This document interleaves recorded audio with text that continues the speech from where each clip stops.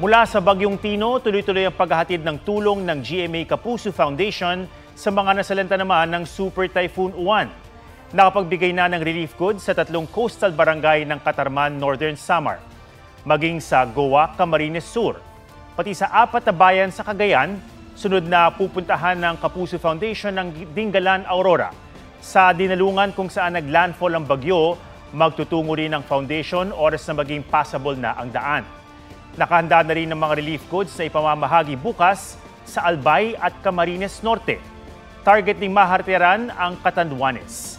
Sa mga nais magbigay ng tulong, maaari po kayong magdeposito sa bank accounts ng GMA Kapuso Foundation o magpadala sa Cebuana Luwilier.